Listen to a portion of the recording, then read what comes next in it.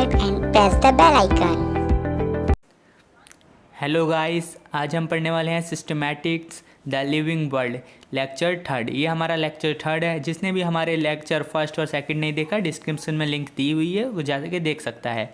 Class 11th biology chapter first. तो start करते हैं। सिस्टमैटिक्स। तो सबसे पहले तो ये जान लेते हैं कि सिस्टमैटिक्स जो टर्म है वो किसने कॉइन करी। तो कैरलस लीनियस जो हमारे एक साइंटिस्ट हैं, हमने इनकी एक पिक्चर भी लगाई है, आप देख सकते हैं। इन्होंने सिस्टमैटिक्स टर्म को कॉइन करा था।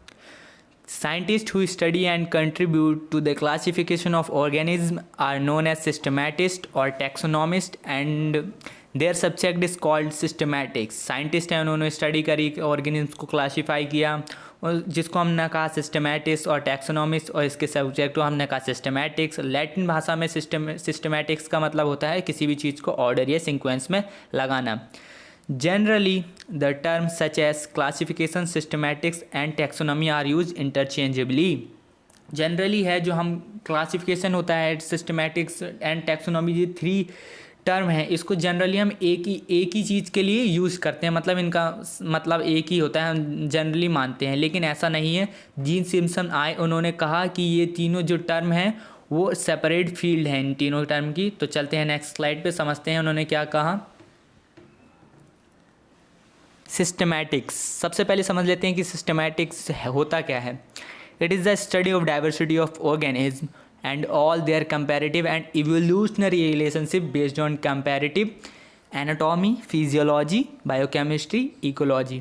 ये एक ब्रॉड लेवल की स्टडी होती है, एक ब्रॉड लेवल की ऑर्गेनिज्म की डाइवर्सिटी की स्टडी, जिसमें उसकी इवोल्यूशनरी रिलेशनशिप को भी समझा जा सके। किसके आधार पर? उसके एनाटॉमी के आधार पर, फिजियोलॉजी के आधार पर, बायोकेमिस्ट्री के आधार पर, इकोलॉजी के आधार पर।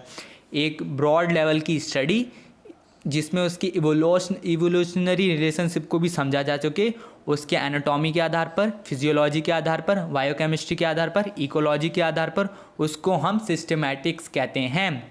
Simpson regarded classification as a systematics that deals with ordering of organism into groups and taxonomy as the study of principles and procedures of classification.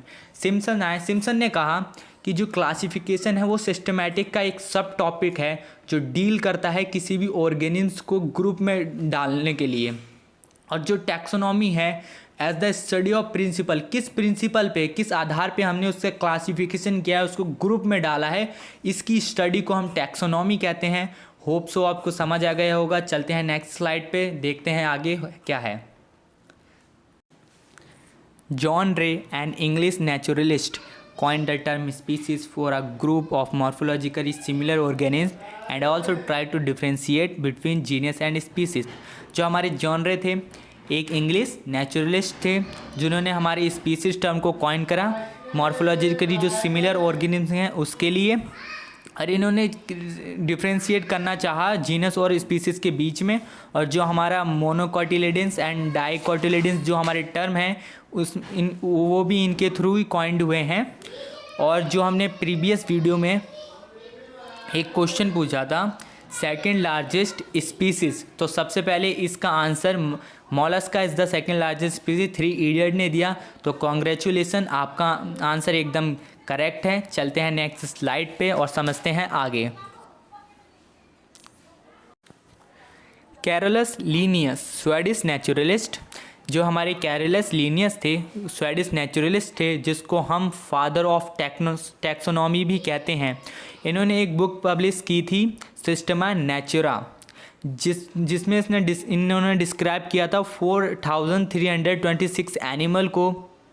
और जो हमारा फादर ऑफ जूलॉजी कौन है? Aristotle. Father of zoology Aristotle, father of taxonomy Carolus Linnaeus. चलते हैं next slide पे। इनकी book भी की पिक्चर भी हमने लगाई है, आप देख सकते हैं, सिस्टमा नेचुरा, और इनकी एक फ़ोटो भी है। चलते हैं नेक्स्ट स्लाइड पे, होप सो आपको समझ आया होगा।